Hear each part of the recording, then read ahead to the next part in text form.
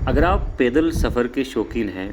تو شگرتنگ تا استور پیدل سفر کے لیے رخت سفر باندھ لیجیے۔ بہت خوبصورت راستہ ہے۔ لگ بھگ 20 گھنٹے کی ٹریکنگ کے بعد آپ گلگت بلتستان کی خوبصورت وادی استور تک پہنچ سکتے ہیں۔ اس روٹ کے متعلق بتایا جاتا ہے کہ کیٹو کو دریافت کرنے والے گاڈ ون آسٹن اسی راستے سے گزرے تھے، اور ساتھ ہی یہ بتایا جاتا ہے کہ کسی زمانے میں اس روٹ کو ڈاک کی ترسیل کے لیے استعمال کیا جاتا تھا، اور قدیم زمانے میں لوگ استور تا سکردو سفر کے لیے اسی روٹ کا سہارا لیا کرتے تھے۔ اس روٹ کی اہمیت بہت زیادہ ہے، اور مستقبل قریب میں یہاں سے سپ ایک روٹ بھی گزرے گا جس کے لیے لائحہ عمل ترتیب دیا جا رہا ہے۔ اگر آپ فطرت کو بہت قریب سے دیکھنا چاہتے ہیں تو اس روٹ پر ایک بار ٹریک ضرور کر لیجیے گا۔ راستہ دشوار گزار ضرور ہے، لیکن جگہ جگہ پر خوبصورت دل فریب نظارے آپ کا استقبال کریں گے۔ پانی کی فوار، میٹھے اور ٹھنڈے پانیوں کے چشمے، سبزے کی بہار اور بلند و بالا پہاڑی سلسلے جگہ جگہ پر آپ کا استقبال کریں گے۔ یہ شگرتھنگ کا نواحی علاقہ ہے اور آپ نے اسی روٹ سے گزرنا ہے، اور شگرتھنگ کے لاسٹ پوائنٹ تک آپ کو پراپر روٹ مل جاتا ہے، اور شگرتھنگ کے لاسٹ پوائنٹ تک آپ بہت ہی ایزی جا سکتے ہیں اور بہت ہی آسانی کے ساتھ جا سکتے ہیں۔ اس کے بعد پتھریلا راستہ شروع ہوتا ہے جو تقریباً گلگت بلتستان کی طرف افتادہ وادی استور کا جو آخری علاقہ ہے وہ بھی وہاں تک پتھریلا راستہ ہے، کافی دشوار گزار ہے، لیکن جب آپ دلفریب نظاروں کو دیکھیں گے، سرسبز میدانوں کو دیکھیں گے اور سلسلہ کراکرم اور ہمالیہ کے بلند و بالا پہاڑیوں کو دیکھیں گے تو اپنی تمام تر تھکان بھول جائیں گے۔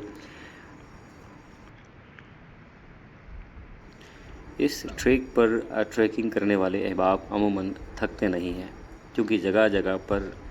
فطرت مہربان ہے اور دل فریب اور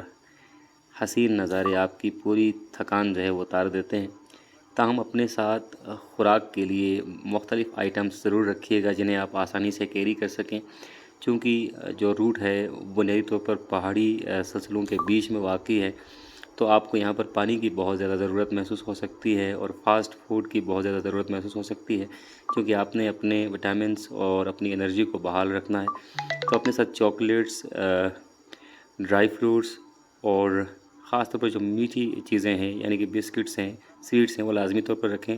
یہ آپ کی انرجی کو بحال رکھیں گی، اور اگر آپ چاہیں تو اپنے ساتھ گوشت بھی رکھ سکتے ہیں پکا کر۔